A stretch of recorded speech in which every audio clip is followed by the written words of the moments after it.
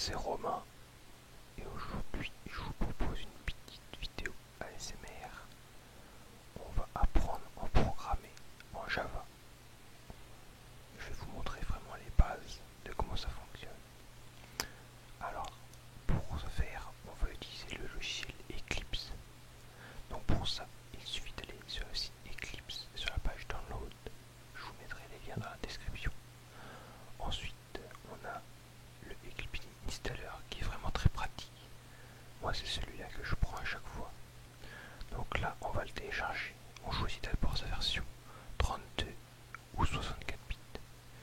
Moi, j'ai un ordinateur 64 bits, donc c'est lui que je prends. Je vais vous expliquer après comment on fait pour savoir ça. Ensuite, je clique sur Download. Et voilà, c'est parti.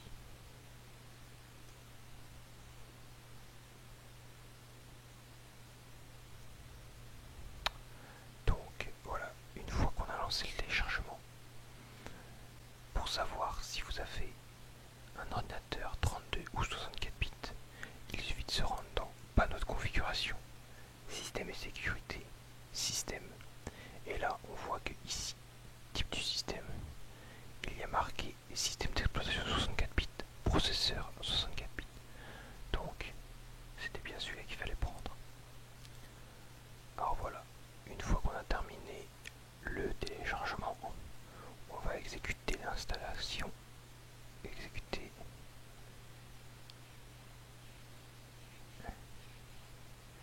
Là, il va télécharger tout le nécessaire. Donc nous, on lui dit qu'on veut Eclipse IDE for Java Developer. C'est exactement ce qu'on veut. Donc on clique dessus. Là, on lui dit où est-ce qu'on veut l'installer.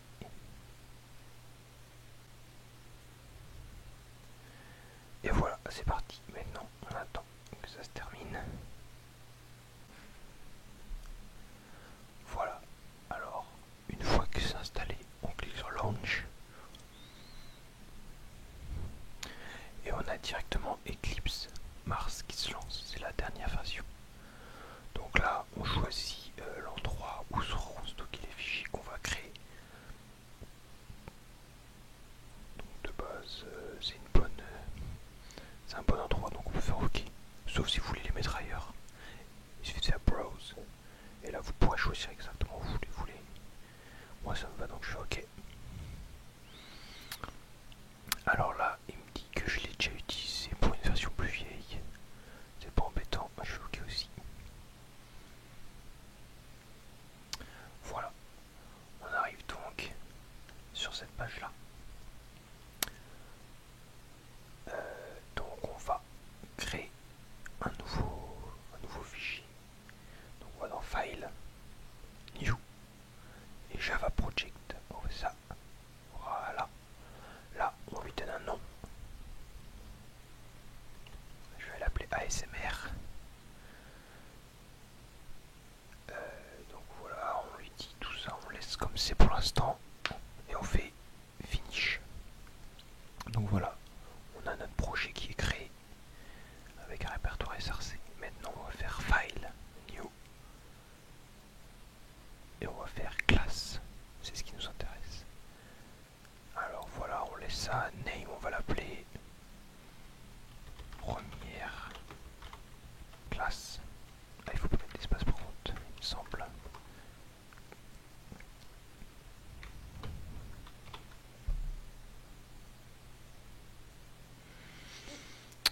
On va mettre public static void et on fait terminer. Alors pour l'instant, on a créé notre classe. Comme c'est un peu compliqué et que nous on veut juste faire une première initiation, je vous expliquerai ce que c'est qu'une classe éventuellement. Ce qu'il faut savoir, c'est que dans une classe, on pourra créer d'autres fonctions.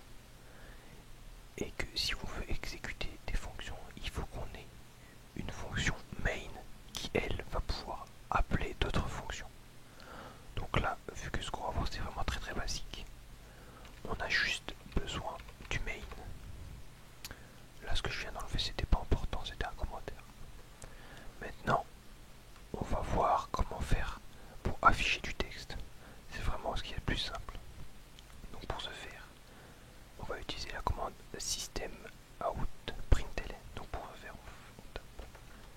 système point out. Voilà, on a, ils nous disent qu'on peut mettre point print ln. Voilà, et là on met le test qu'on veut, entre guillemets, toujours mettre les phrases entre guillemets. On va mettre bonjour. Voilà, maintenant si on veut exécuter le programme, on clique sur la petite flèche en haut pour exécuter. Là il nous demande de sauvegarder, on fait d'accord. Et voilà, il nous a affiché bonjour. Donc ça c'était notre premier affichage. Maintenant on va pouvoir créer des variables. Par exemple on peut créer des nombres entiers. Donc pour ce faire on tape int pour entier. Le nom de la valeur, par exemple on va l'appeler A. Et on lui met une valeur par défaut. On va mettre 0.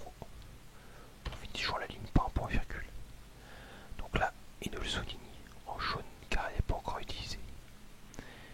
Maintenant on peut lui dire de lui rajouter 1. Donc on va faire A plus 1. Voilà.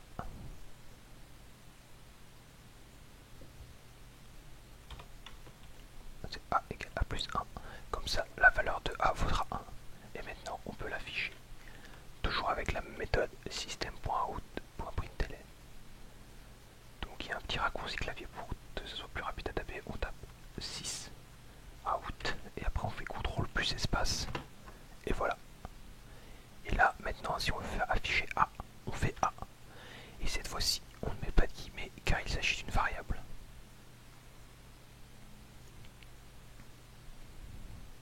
Et voilà, il nous affiche bien 1. Il a toujours affiché bonjour car bonjour est toujours ici. Si on veut le garder sans l'afficher, on va le mettre en commentaire et on met 2 slash. Voilà. Alors là, on a fait A plus 1. Quand on veut rajouter juste 1 sur une variable, on peut aussi faire plus plus, c'est-à-dire A plus plus, comme ça. Et là, il va incrémenter automatiquement la variable de 1. Maintenant, si on fait 6 out, voilà, et qu'on met A, il va nous afficher 2. Et voilà. Et il s'affiche plus bonjour car on l'a mis en commentaire. Maintenant, on va pouvoir utiliser des conditions. Par exemple, on va utiliser la condition if. Donc if qui signifie si. Donc pour utiliser le if, on met if de parenthèses. Là, on va écrire dans les parenthèses la condition. Alors, on peut demander si par exemple A est supérieur à 2. Maintenant, on met les crochets et on lui dit ce qu'on veut si A si A est inférieur à 2. Et donc si A est inférieur à 2, on va lui demander d'afficher, je sais pas, inférieur.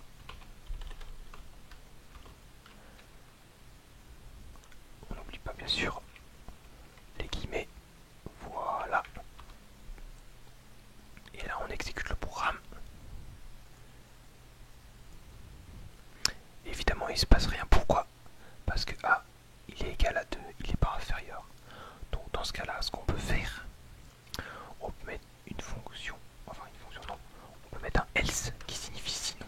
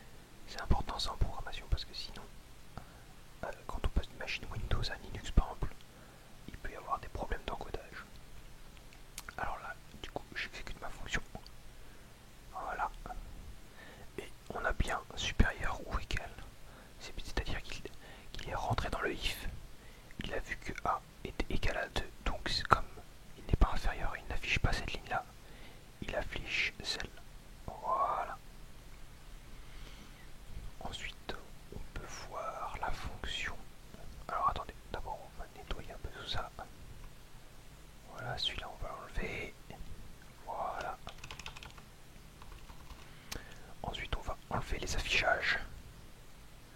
Voilà, comme ça on a A qui vaut 2. Donc on va pouvoir créer une fonction for. La fonction for qui signifie pour. Alors, comment ça marche? On tape for. On ouvre une parenthèse. Donc, d'abord, on choisit sur quoi on va travailler. Donc moi, je vais par exemple choisir un entier. Je vais l'appeler B. Donc, int B, et je vais la mettre à 0 pour commencer. Point virgule. Ensuite, on met une condition.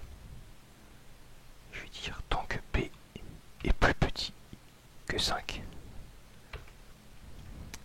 Et ensuite, on dit comment on incrémente la variable. Donc moi, je mets B++. C'est-à-dire qu'à chaque fois que je vais exécuter un tour de boucle complet, B va gagner. Je vais incrémenter B de 1. Vous allez comprendre.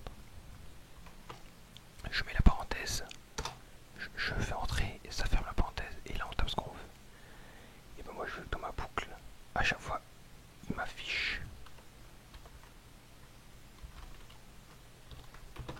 Je veux qu'il m'affiche la valeur de B. Donc je tape B. Et là, on lance. Voilà. Donc là, il a affiché 0, 1, 2, 3, 4. Comment ça marche? C'est tout simple. Au début, B vaut 0. Donc là, il affiche la valeur de B qui vaut 0. 0. Ensuite, il incrémente B de 1. Donc il fait B++, c'est-à-dire qu'il fait 0 plus 1, ça vaut 1. Il re-rentre dans la boucle. B est toujours plus petit que 5. Il exécute cette ligne A et B vaut 1. Donc il affiche 1. Et ainsi de suite. Et il affiche jusque 4. Après, à 4, il incrémente encore une fois. B vaut 5. Et là, quand il rentre dans la boucle, B n'est plus petit que 5. Il faut 5. Donc du coup, il s'arrête. Et le programme se termine comme ça. Donc voilà. Et on peut aussi voir la boucle while. Donc la boucle while, qu'est-ce que c'est? Alors d'abord, on va supprimer le for. Voilà. Cette parenthèse là, elle est là, d'accord, donc on va écrire ici. Alors, un while, ça signifie en français tant que. Donc c'est le même fonctionnement que le for, sauf que là, il va prendre en paramètre juste la condition. Par exemple, tant que A. Non, on l'a déjà utilisé, on va dire tant que B est plus petit que 5.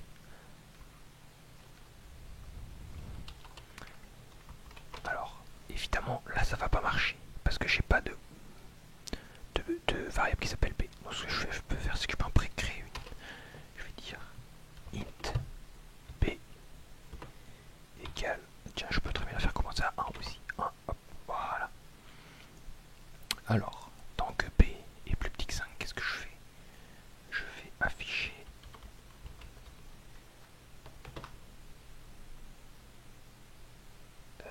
qu'est-ce qu'on pourrait afficher? Bon allez hop, on va afficher salut. Alors qu'est-ce qui se passe si j'exécute le programme maintenant? Il va y avoir un problème. Parce que comme B sera toujours plus petit que 5, le programme va boucler.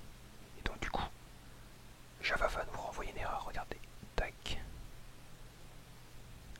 Voilà, en fait, là on voit bien que le programme ne s'arrête jamais. Vous voyez, il continue, encore et encore. Donc là ce que je vais faire, c'est que je vais le stopper moi-même. Donc je clique sur Terminate.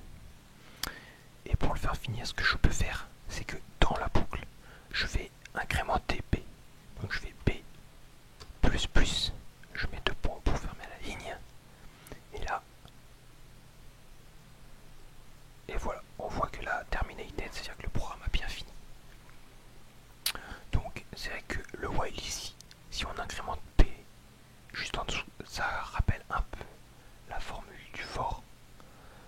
Mais c'est parce que là, on fait vraiment quelque chose de très simple.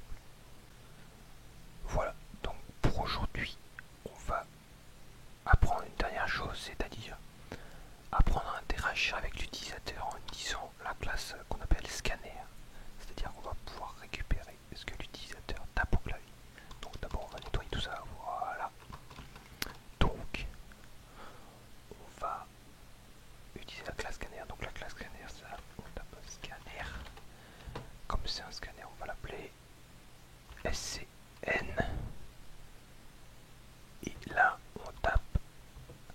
You. Scanner. Et là, il me semble que c'est système.in. Voilà, c'est ça. On fait la parenthèse. Alors, là, il nous met une erreur. Pourquoi? Voilà, parce qu'on n'a pas importé. Donc, vous faites import. On clique là-dessus.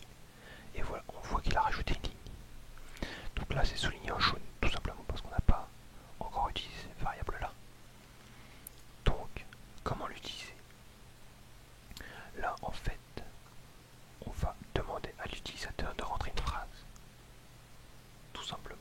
Donc, on va faire un 6 out. On va demander par exemple à l'utilisateur quel est votre âge. Quel est votre âge? Point d'interrogation. Voilà. Ensuite, ce qu'on veut, c'est stocker la réponse de l'utilisateur dans une phrase. Donc, on va utiliser une string. Une string, ça signifie une chaîne de caractères. Donc, pour ce faire, on tape string. On déclare notre nouvelle phrase. On va l'appeler S. Et on dit qu'elle vaut sc.next line. Donc, mince, attendez, je me suis trompé. sc.next. Non, c'est pas ça. Ah bah oui, c'est parce que je l'ai appelé SN, voilà. Point next line, voilà. En fait, ce qui se passe quand on fait ça, c'est qu'on dit que la phrase S, elle est égale au scanner de la ligne d'avant. Vous allez voir comment ça marche juste après. Et après, je peux faire, par exemple, on va commencer simple. On va afficher ce qu'a tapé l'utilisateur. Si ça out println S. Donc là, je demande à l'utilisateur quel âge il a. Il tape son âge et ça me renvoie l'âge qu'il vient de taper. Tout simplement pour commencer. Donc là, on va faire run, première classe, voilà. Donc là, il nous demande quel est notre âge. On peut taper notre âge, voilà. Et voilà, il nous renvoie juste après notre âge. Donc maintenant, on va essayer quelque chose d'un peu plus compliqué. Donc voilà, là, on obtient notre âge. Sauf qu'on a un petit problème, c'est que notre âge, il est stocké dans une phrase, il n'est pas stocké dans un entier. Et le problème, si on veut travailler avec des entiers, c'est qu'on ne pourra pas le faire si l'entier en question est stocké dans une phrase. Donc ce qu'on va faire, c'est qu'on va enlever ce système. Ce qu'on va faire, c'est qu'on va convertir notre phrase en un entier.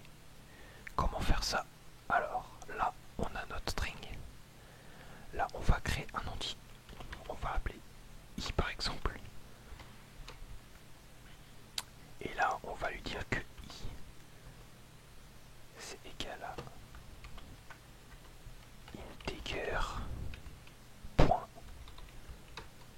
parse. C'est lequel? Parse int. Ouais, voilà, c'est ça. Parse int string s. Et voilà. Et on met deux points pour finir la phrase.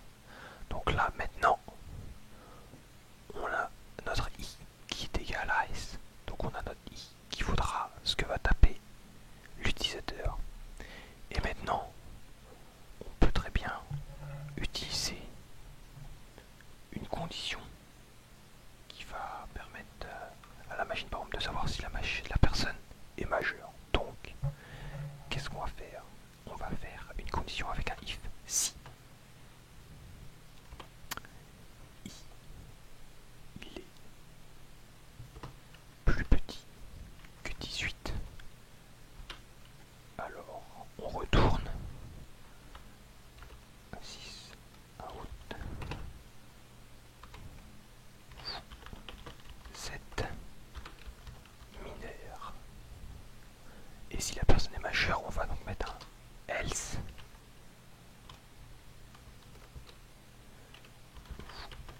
Z mince.